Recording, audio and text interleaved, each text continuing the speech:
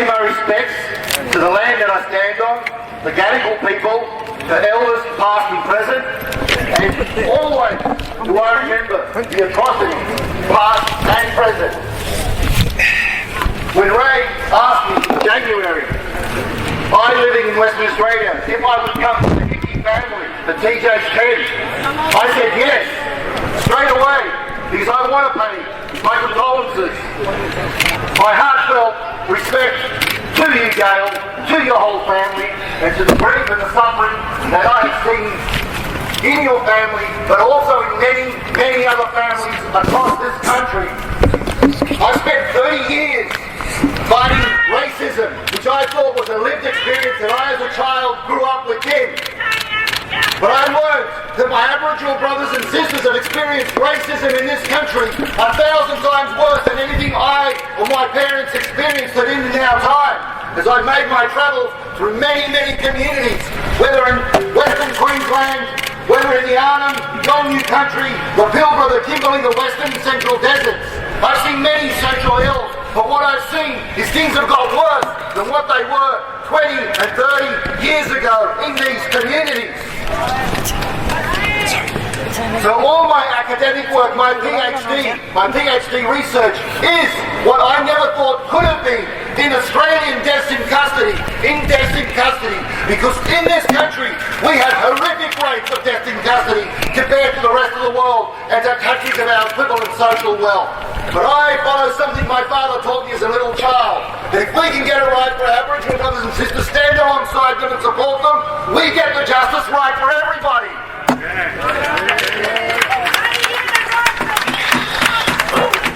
I am tired, as David Hubridge actually said, of seeing no prosecution, no successful prosecution of any unnatural death injustice, of any premature death, of any unnatural hand in those deaths.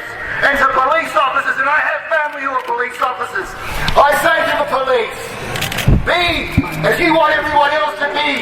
You have Crime Stoppers and you want us to call in when there is reason to. Well, you too, when you see amongst your culture rogue behaviours, de-escalate them, report them, do something about them. Don't stand idly by, because then you're not only part of that discrimination, you're also part of the racism that this country has still yet to have a conversation about. We are in a crisis in this country, a crisis of racism, and I've travelled widely in this world, and I do not see the divide any worse anywhere else amongst its First Peoples and the rest of the population than I do here in Australia. It is worse here than anywhere else. That's why our statistics are amongst the worst in the world, and some of them are the worst in the world. We jail our Aboriginal adult males, our First Nations males, at the world's highest rate from a racialised perspective.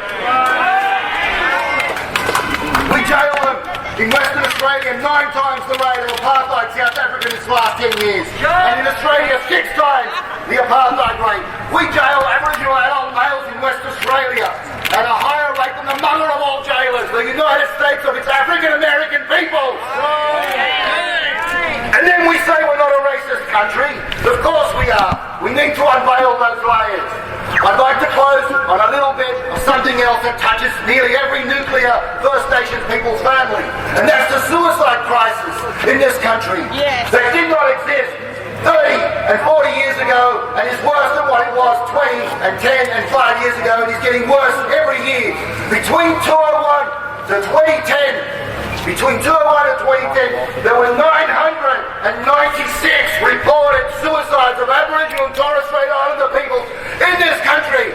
The world's worst record, 100 per year. And that's reported suicide. That means 1 in every 24 of our First Nations people dies of suicide each year. Where else do you get such a horrific rate?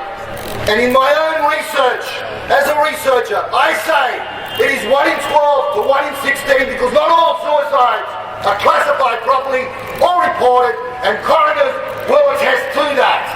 And the way we're going to finish up by 2020 at 1 in 6 of all Aboriginal and Torres Strait Islander families, 1 in 6 of all Aboriginal and Torres Strait Islander people suiciding in this country. That's of genocidal impact.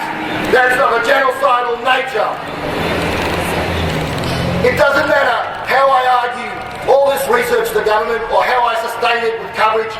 I write for the National Indigenous Times and the National Indigenous Radio Service, and I try and sustain through care journalism that type of coverage. And to try and get government to listen is a hard ask.